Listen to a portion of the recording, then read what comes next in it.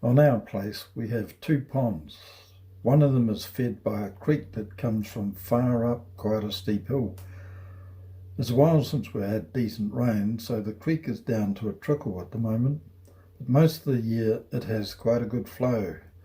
But when we get heavy torrential rain, it brings a lot of silt down with it and clogs up the pond.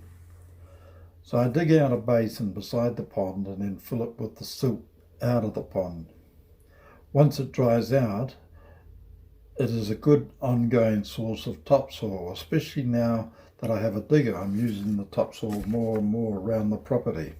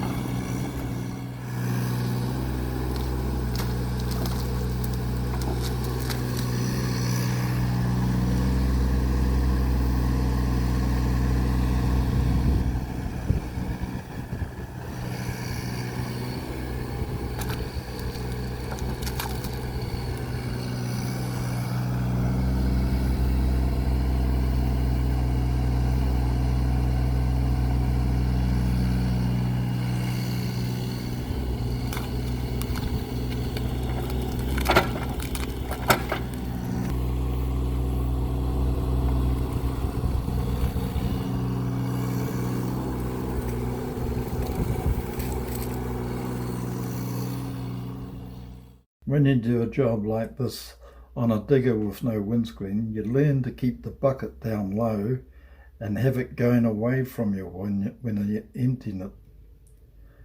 I have to clean out the pond about every 3 or 4 years. In the past I've used bigger diggers, which are a lot easier, but now that I have my own machine, it makes sense to adapt the digger to do the job. So a mate of mine has a 1.7 tonne Hitachi, and I was telling him one day I need some sort of extension to clean my ponds. He said he needed the same thing for his ponds in his Hitachi. So between us we came up with a design, we shared the cost of the steel, and he's an engineer so he built it and I painted it. It was purely by accident that it came out the colour of my Rhino instead of Hitachi orange.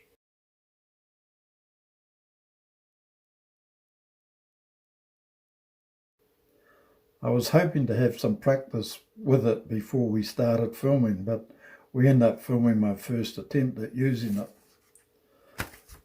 It's quite obvious to see that I need more practice with this thing, but the reason we are showing it is because nothing major went wrong. If the digger had overbalanced and toppled into the pond, I would have leapt out and drowned the camera operator before any footage got on YouTube. I still can't reach right across, so I'm going to make a track round the other side of the pond so that I can get it back into its original shape and size.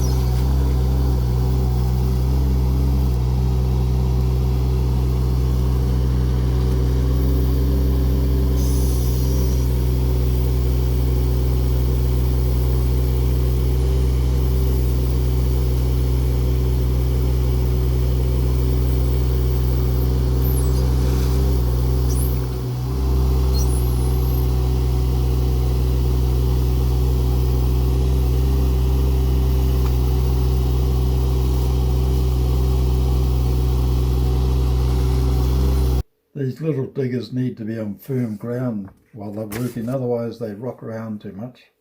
But it's even more so with this extension on.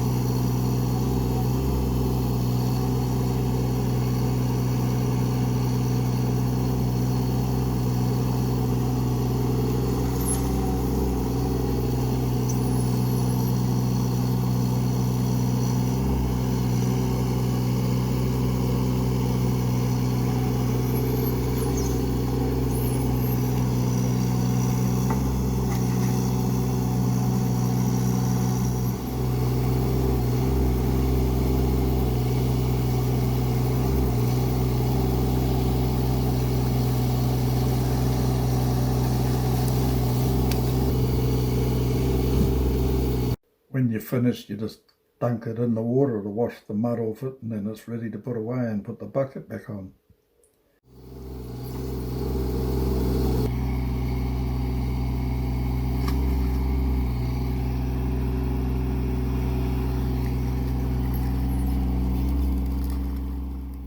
We were quite worried about having the weight so far out, but it's not actually an issue.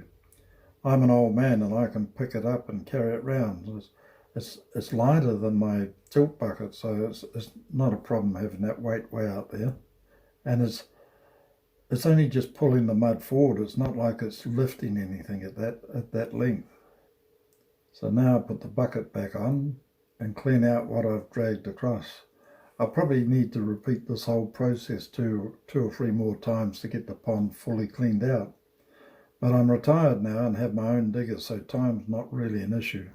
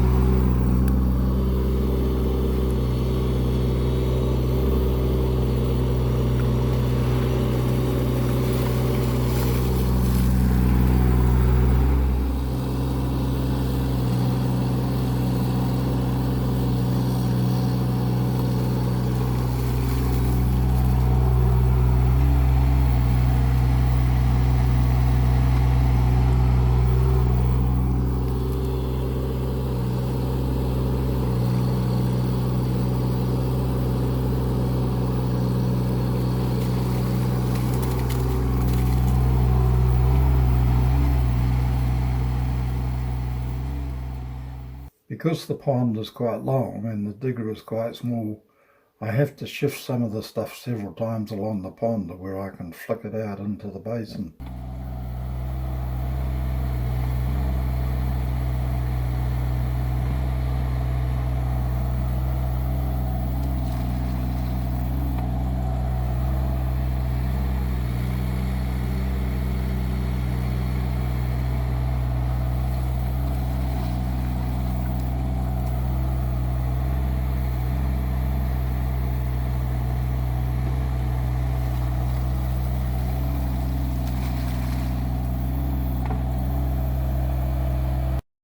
Because I'm getting old and too slow, sometimes my dinner swims away before I can get out and catch it.